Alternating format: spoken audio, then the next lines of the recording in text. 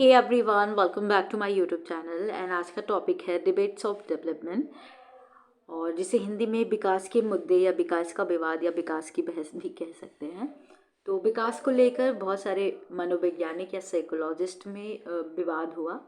तो उन विवादों को हम डिस्कस करेंगे, जैसे कि नेचर और नर्चर को लेकर कि जो डेवलपमेंट है वो उस पर नेचर का ज़्यादा प्रभाव होता है या उस पर नर्चर का प्रभाव होता है। नर्चर मतलब पालन पोषण जो होता है, और नेचर मतलब जो हेरिडिटी होती है, यानी आनुवांशिकता से है, जीन्स वगैरह से है, जो बच्चों को पेरेंट्स से मिलता है उसका प्रभाव होता है। या फिर जब वो एनवायरनमेंट में जो पर्यावरण होता है वहाँ पे जो पालन पोषण होता है, चाहे वो विद्यालय हो गया, सोसाइटी हो गई, उसका प्रभाव होता है, तो उससे उसका विकास होता है। तो ये एक टॉपिक था। कंटिन्यूटी वर्सेस डिसकंटिन्यूटी, यानी निरंतरता और अनिरंतरता का सिद्धांत था। डिसकंटिन्यूटी, तो कंटिन्यूटी को हम निरंतरता कहते हैं और अनिरंतरता जो होता है वो डिसकंटिन्यूटी होती है। दूसरा एक्टिविटी जो था वो गतिविधि बेस्ड थ्योरी दी गई थी, और पैसिविटी थी यानी निष्क्रियता, यानी गतिविधि बनाम निष्क्रियता, ये डिबेट हुई थी। उसके बाद यूनिवर्सलिटी वर्सेस कॉन्टेक्स्ट स्पेसिफिक था। सार्वभौमिकता बनाम कॉन्टेक्ट स्पेसिफिक जो होता है, वो अभी मैं आपको अलग अलग तरीके से बताऊंगी। उसके बाद अर्ली एक्सपीरियंस, जो प्रारंभिक अनुभव होते हैं, उसके बाद वाले जो अनुभव होते हैं उन पे जो विवाद था वो हम डिस्कस करेंगे। तो पहले जो हम देखेंगे, प्रकृति बना पोषण। यहाँ प्रकृति वो नेचर से है, जो कि हेरिडिटी जो बच्चों में उसके पेरेंट्स से आता है, जो जीन्स होते हैं, डीएनए वगैरह का यहाँ पे बात की जा रही है। और पोषण वो होता है जो इन्वायरमेंट से मिलता है। तो अभी मैं उसको बताऊंगी। इसको अलग अलग टर्म भी दिया गया है। इसे हम हेरिडिटी वर्सेस इन्वायरमेंट का डिबेट भी कह सकते हैं, यानी आनुवांशिकता वर्सेस पर्यावरण का जो डिबेट हुआ था। या फिर बायोलॉजी वर्सेस लर्निंग का भी डिबेट हो सकता है। और innate versus acquired ability. Innate का मतलब जो जन्मजात होती है, और एक्वायर्ड जो वो पर्यावरण से चीज़ों को एक्वायर करता है, सीखता है। तो ये इसको अलग अलग नाम से जाना जाता है। तो पहले तो हम समझ लेंगे कि प्रकृति या नेचर क्या होता है। नेचर के अंदर हेरिडिटी आती है, जो बायोलॉजिकल फैक्टर होती है, जैसे जीन्स हो गया, डीएनए हो गया, जो बच्चों को उसके पेरेंट्स से मिलती है, जो जन्मजात होती है। तो इसमें ये माना गया कि जो नेचर है, यानी जो जीन्स है, जो हेरिडिटी फैक्टर है, वो रिस्पॉन्सिबल होते हैं डेवलपमेंट के लिए, यानी विकास के लिए वो रिस्पॉन्सिबल होते हैं। जैसे कि किसी बच्चे का कलर, जैसे आँख का कलर, उसकी हाइट, उसके बाल कितने लंबे होंगे, ये सब उसके जेनेटिक फैक्टर डिसाइड करते हैं। ठीक है, उस पर पर्यावरण का कोई प्रभाव नहीं होता है, ऐसा माना गया था इसमें। जबकि जो नर्चर वाला था, नर्चर के अंदर पर्यावरण आता है, या पालन पोषण जिसे हिंदी में कहते हैं, इसमें ये माना गया था जो पर्यावरण फैक्टर होते हैं, जिसमें आपका फैमिली हो गया, स्कूल हो गया, और फिर जो आसपास का इन्वायरमेंट है, वो रिस्पॉन्सिबल होता है डेवलपमेंट के लिए, कि वहाँ का क्लाइमेट कैसा है, ये चीज़ें रिस्पॉन्सिबल होती है बालक के डेवलपमेंट के लिए, ऐसा इन्होंने माना था। तो आपको समझ आ गया कि जो इन्वायरमेंटल फैक्टर है उसमें आपकी फैमिली हो गई, आपके आसपास का इन्वायरमेंट होगा, आपका लर्निंग हो गया। ठीक है, लर्निंग भी इसी में आता है, अनुभव द्वारा सीखना, जो अनुभव होता है, एक्सपीरियंस होता है, वो सब इन्वायरमेंट के अंदर आते हैं, यानी नर्चर के अंदर ही आते हैं। और इसके अंदर आपका नेचर के अंदर आपका जो मैचुरेशन होता है, ये भी इसी के अंदर आता है। मैचुरेशन भी आपका इनेट होता है, जो आपको जन्मजात आपके बॉडी के अंदर इसको कंट्रोल किया जाता है। ठीक है, तो लर्निंग, एक्सपीरियंस, ये सब आपके नर्चर के अंदर आता है, कि विकास जो होता है लर्निंग से प्रभावित होता है, आपके एक्सपीरियंस से, आपके अनुभव से प्रभावित होता है। तो एक होता है नेटिविस्ट, जो नेचर के बारे में ज़्यादा बताते हैं, उनको हम नेटिविस्ट कह रहे हैं। तो जो नेटिविज्म होता है उसमें ये माना गया था, जो नेचर को सपोर्ट कर रहे थे, नेचर मतलब जो भी बच्चे को जेनेटिक फैक्टर मिल रहा है, वो ऐसा मानते थे कि they believe in the theory of nature, in which they believe that human species are product of each persons unique genetic code. जो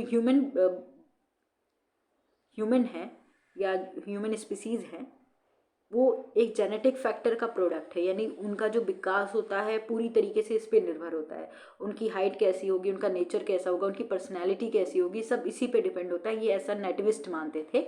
जो एम्प्रिसिज्म थे, जो इन्वायरमेंटल थ्योरी को सपोर्ट कर रहे थे, उन्होंने नर्चर को बताया, यानी पोषण को बताया, जिसमें आपका लर्निंग, एक्सपीरियंस और एनवायरनमेंट आता है। They believe that humans are a product of their environment and their experience. ये मानते थे कि अपने पर्यावरण और अपने अनुभव का ही बना होता है एक इंसान, और उसके विकास को वो प्रभावित करता है।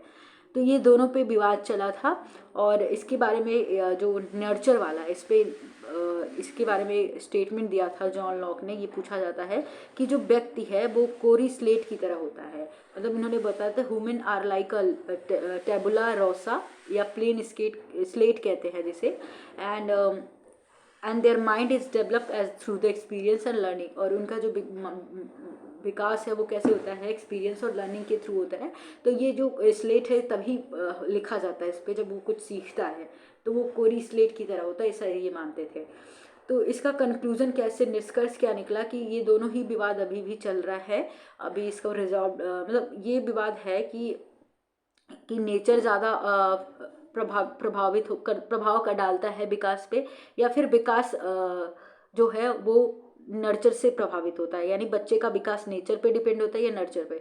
तो कंक्लूजन ये निकला, वुडवर्थ ने दिया था कि जो विकास होता है ये वातावरण यानी एनवायरनमेंट और आनुवांशिकी का गुणन होता है, यानी ये दोनों ही विकास को प्रभावित करते हैं। तो इसलिए ये नहीं कहा जा सकता है कि नेचर ही ज़्यादा प्रभावित होता है। इसके लिए आप समझ सकते हैं, एक एग्जाम्पल मैं बताऊं कि जैसे कि कोई पेरेंट्स हैं, उनके दो जुड़वे बच्चे हैं, ठीक है। मान लीजिए कि उसको अगर मैंने अमेरिका में, वो अमेरिका चला गया और वो एक इंडिया में रहता है, तो बेसिकली आपने देखा होगा क्लाइमेट की वजह से जो रंग होता है और फिर उसका जो विकास होगा वो अलग हो सकता है। अगर वो दोनों साथ में हैं तो दोनों जो जुड़वे बच्चे होंगे दोनों में बहुत अंतर होगा। तो कहीं ना कहीं जो इन्वायरमेंट है वो ज़्यादा प्रभावित कर रहा है, यानी इन्वायरमेंट भी प्रभावित करता है। और हम जेनेटिक को इग्नोर नहीं कर सकते, मतलब दोनों ही बराबर होती है, बराबर की हिस्सेदारी हो सकती है। तो बराबर की हिस्सेदारी होती है, इसलिए हम कह सकते हैं the individuals development is the product of interaction between nature and nurture. यानी जो डेवलपमेंट है किसी भी व्यक्ति का, वो किसका प्रोडक्ट होता है, वो पालन पोषण और उसके आनुवांशिक का प्रोडक्ट होता है, यानी उसके वातावरण और आनुवांशिकी का गुणन होता है। तो यही कहा गया, तो दोनों का ही विकास पर प्रभाव पड़ता है, इसलिए एक को हम इग्नोर नहीं कर सकते। जो साइकोलॉजिस्ट थे वो नर्चर थ्योरी को सपोर्ट कर रहे थे, वो आपकी इसमें आते हैं नर्चर थ्योरी यानी पालन पोषण पर्यावरण पे ज़्यादा फोकस किया था। वाइगॉस्की आते हैं, जॉन वाटसन आते हैं, पेवलॉव होते हैं, गैरने आते हैं, स्किनर आते हैं। ये बेसिकली लर्निंग पे ज़्यादा कर रहे थे, लर्निंग और एक्सपीरियंस का ज़्यादा प्रभाव होता है डेवलपमेंट पे, सीख व्यक्ति पे। तो ये वाले थे। नेचर जो इन्वायरमेंट मतलब जो जेनेटिक फैक्टर को सपोर्ट कर रहे थे, मैं जीन पियाजे जो उन्होंने कॉग्निटिव थ्योरी दी थी, स्टेज थ्योरी, और इसमें गाल्टन आते हैं, ठीक है, इसमें डार्विन भी आते हैं, और विलियम वुंट जो थे ये भी इसके सपोर्टर थे। अब हम बात करेंगे नेक्स्ट जो डिबेट था किसके किसके बीच में था, इसमें कंटिन्यूटी वर्सेस डिसकंटिन्यूटी या निरंतरता का सिद्धांत और अनिरंतरता का सिद्धांत पे जो विवाद हुआ था वो हम डिस्कस करेंगे।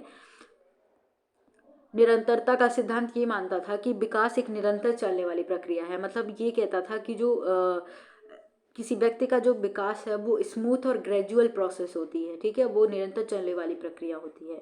जबकि इसके जो सपोर्टर थे बीएफ स्किनर थे, पेवलॉव थे, वॉटसन थे, कार्ल रोजर्स थे, मैस्लो की हायरार्की आपने पढ़ी थी, डार्विन, कॉनरेड लॉरेंस थे, अल्बर्ट बंडूरा और हैविंग हर्ट जिन्होंने डेवलपमेंटल टास्क के बारे में बताया था, वो भी इसी के अंदर आते हैं। और इनका मानना था कि विकास सदैव ऊपर की ओर चलता है, और विकास जो होती है निरंतर विकास होता रहता है, बालक कुछ ना कुछ सीखता रहता है। तो ये मानते थे कि जो विकास है वो एक निरंतर चलने वाली प्रक्रिया होती है, एक सीधी रेखा की तरह चलता है और बाद में ये कर्व हो जाता है, यानी एक टाइम जाके एक बाद रुक जाता है। तो ये सीढ़ी की तरह नहीं होता है, ये सीधी रेखा की इस तरीके से डेवलपमेंट होती है, बाद में ये डेवलपमेंट जाके झुकते इस तरीके से होती है, सीधी जाती है, ठीक है, इसमें कोई रुकाव नहीं होता है। तो ये निरंतर चलने वाली प्रक्रिया होती है। जो डिसकंटिन्यूटी थ्योरी थी यानी जो अनिरंतरता का सिद्धांत था, इन लोगों का मानना था कि जो साइकोलॉजिस्ट थे इसमें ये मानते थे कि विकास जो होती है वो ना तो निरंतर चलने वाली प्रक्रिया होती है, ये निरंतर चलने वाली प्रक्रिया नहीं होती, ये निरंतरता से चलता है, इनका ये मानना था, ये ग्रेजुअल नहीं होता है विकास, इनका ये मानना था। तो इसमें जिन प्याजे थे इन्होंने जो थ्योरी स्टेज दिया था कॉग्निटिव डेवलपमेंट का, इसमें एरिक्सन आते हैं, सिगमंड फ्रायड आते हैं, कोहलबर्ग की जो थ्योरी है इसमें ये आता है। इन लोगों का मानना था कि विकास जो होता है एक सीढ़ी जैसा होता है, किसी व्यक्ति का जो विकास होता है वो लैडर लाइक होता है, यानी बार ग्राफ की तरह होता है, और फिर थोड़ा सा सपाट होता है। पहले देखिए एक मान लीजिए विकास जो एक सीढ़ी जैसा होता है, पहले थोड़ा सा सपाट होगा, फिर क्या होगा, फिर से शुरू होगा, फिर बालक का विकास इसी तरीके से होता है। मतलब पहले रुकता है, थोड़ा सा पॉज लेता है, जैसे कि एक सीढ़ी की तरह होता है।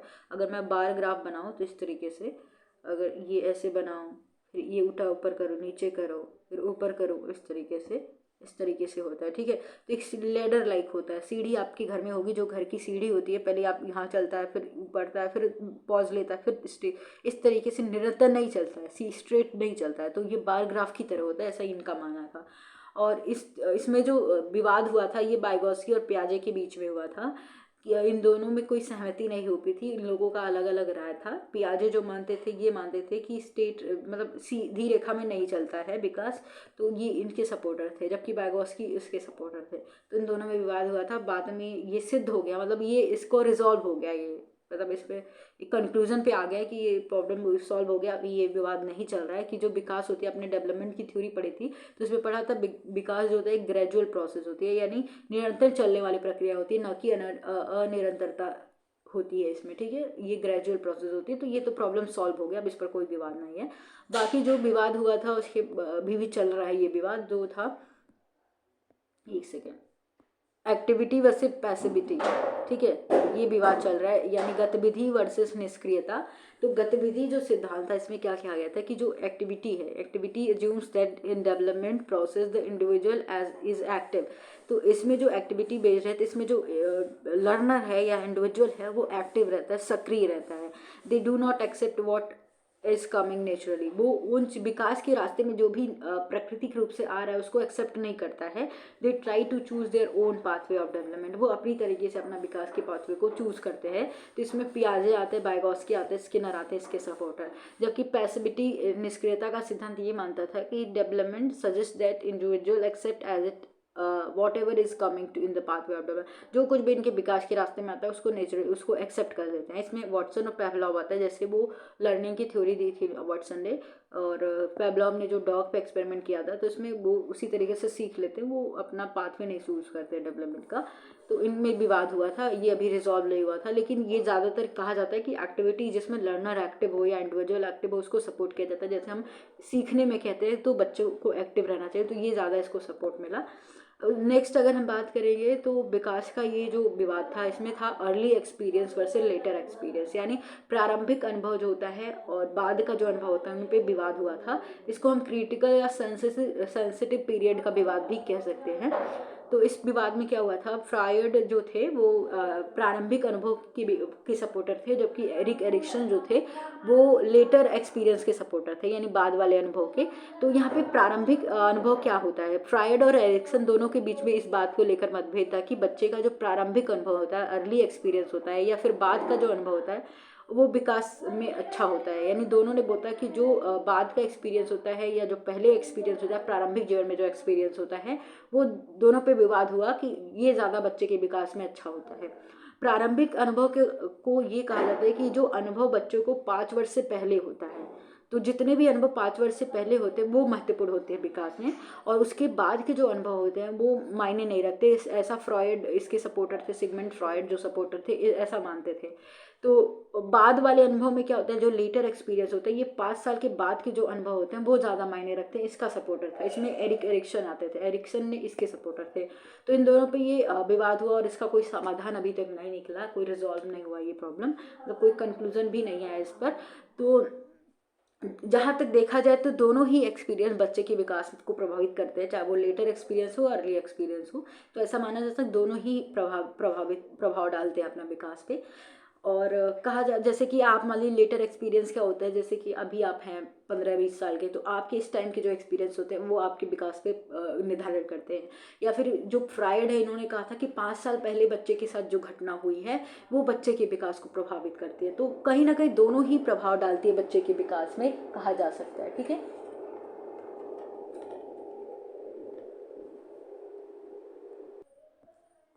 ओके। नेक्स्ट जो विवाद हुआ था, यूनिवर्सलिटी वर्सेस कॉन्टेक्स्ट स्पेसिफिक, इसको हिंदी में संदर्भ विशिष्ट कहते हैं, जो मैंने ऊपर आपको नहीं बताया था। ठीक है, संदर्भ विशिष्ट कहते हैं कॉन्टेक्स्ट स्पेसिफिक को, और सार्वभौमिकता का सिद्धांत जो था इस पे भी विवाद हुआ था। तो डिस्कस करते हैं। पहले तो यूनिवर्सलिटी थ्योरी जो है, सार्वभौमिकता का सिद्धांत क्या बिलीव करता है, ये हम देखेंगे। तो ये मानता है जो पाथ ऑफ डेवलपमेंट है ये सभी के लिए कॉमन होगा, मतलब वो अमेरिका में रह रहे हैं या फिर इंडिया में रह रहे हैं, जो डेवलपमेंट का स्टेज है, मतलब ये जो यूनिफॉर्म पैटर्न ऑफ डेवलपमेंट, आपने सिक्वेंशियल थ्योरी पढ़ी होगी डेवलपमेंट की, कि जो बच्चा है उसका विकास पहले शैशवावस्था से बाल्यावस्था, फिर आपका किशोरावस्था, फिर वृद्धावस्था, इस तरीके से जाता है। अब ये नहीं हो सकता कि इसमें पहले आपका बाल्यावस्था आ जाए या फिर शैशवावस्था बाद में आए, जो इन्फेंसी स्टेज है वो बाद में आए। तो ऐसा नहीं होता ना, विकास का जो क्रम होता है एक निर्धारित होता है। तो ये इस पे बिलीव मानता है कि सभी के लिए जो विकास होता है वो समान होता है, विकास का जो पैटर्न होता है यूनिफॉर्म होता है, एक क्रम मानता है। तो ये इसके सपोर्टर थे। लेकिन जो कंटेक्स्ट स्पेसिफिक था, ये मानता था जो पाथ ऑफ डेवलपमेंट है वो कल्चर द्वारा प्रभावित होता है, यानी कल्चर और जो सोसाइटी है या कम्युनिटी है उसका इस पे प्रभाव होता है। प्रभाव का मतलब, अगर इसका प्रभाव पड़ेगा तो हो सकता है कि जो शैशवावस्था पहले आता है, जो कह सकते हैं इन्फेंसी स्टेज पहले आता है, वो बाद में आएगा। तो ये कहीं ना कहीं ये गलत है, ठीक है। आप भी समझ सकते हैं कि जो मान लीजिए इसका इन्फ्लुएंस तो होता है पर लर्निंग में, डेवलपमेंट में, लेकिन ये पैटर्न को नहीं बदल सकता ना। कि मान लीजिए जो अमेरिका में रहते हैं या फिर कहीं और भी कंट्री, लंदन मान लीजिए, फ्रांस मान लीजिए, जर्मनी मान लीजिए, वो रहते हैं, वो बच्चे का जो विकास होता है इसी क्रम से होता है। तो ये नहीं कह सकते कि डेवलपमेंट जो है इस पैटर्न को ही बदल देता है, यूनिफॉर्म होता है। तो ये बात तो सही है, लेकिन यहाँ पे ये कहा जा रहा है कि इसकी वजह से जो क्रम है वो बदल जाता है। ये इसके सपोर्टर थे। हो सकता है इसका इन्फ्लुएंस होता है, ये विकास की गति को प्रभावित करता है। जो पेस ऑफ देखिए पेस ऑफ डेवलपमेंट होता है वो सभी के लिए अलग होता है। विकास की गति जो स्पीड होती है वो हो सकता है वहाँ के रहने वाले बच्चे या इंडिया में रहने वाले बच्चों की अलग अलग हो सकती है। लेकिन जो पैटर्न होते हैं सभी बच्चे इसी स्टेज से जाते हैं। जो स्टेज होता है इन्फेंसी, फिर आपका चाइल्डहुड, फिर एडोलसेंस, ये इसी स्टेज से बच्चे का डेवलपमेंट होता है। तो हम कहीं ना कहीं कह सकते हैं कि डेवलपमेंट का स्टेज जो होता है यूनिफॉर्म होता है, लेकिन इसका प्रभाव डेवलपमेंट पे पड़ता है, जैसे कि कल्चर का, सोसाइटी का, वो पेस पे पड़ता है, यानी उसकी गति पे पड़ता है, ठीक है। विकास की जो गति होती है उस पर इसका प्रभाव पड़ता है। तो विकास की गति जो होती है वो सभी के लिए समान नहीं होती, अलग अलग होती है। तो इसके जो सपोर्टर थे ये ब्रॉन फेन ब्रेनर जो थे, हमने पढ़ा था ना, डेवलपमेंट का इकोलॉजिकल दृष्टिकोण जो दिया था इन्हें, पारिस्थितिकी दृष्टिकोण प्रेजेंट किया था, कैशल थे और अल्बर्ट बंडूरा थे। तो हम यूनिफॉर्म पैटर्न भी हमने डेवलपमेंट की थ्योरी में पढ़ा था कि डेवलपमेंट जो प्रिंसिपल था उसमें हमने पढ़ा था कि यूनिफॉर्म पैटर्न होता है। तो ये विवाद भी अभी चल रहा है। तो आज का जो टॉपिक है यही एंड होता है। आई होप आपके लिए वीडियो हेल्पफुल रही होगी। अगर अभी तक आपने प्रीवियस वीडियो नहीं देखा है, जो भी केवीएस के एग्जाम के लिए मैं अपने चैनल पे करा रही हूँ, आप उसको चेक कर सकते हैं। मैं एक पूरा सीक्वेंस में ही करा रही हूँ जो भी आपका टॉपिक सिलेबस में दिया गया है। तो आई होप आपके लिए वीडियो हेल्पफुल रही होगी। अभी तक आपने चैनल को सब्सक्राइब नहीं किया तो please do like share and subscribe. Thank you.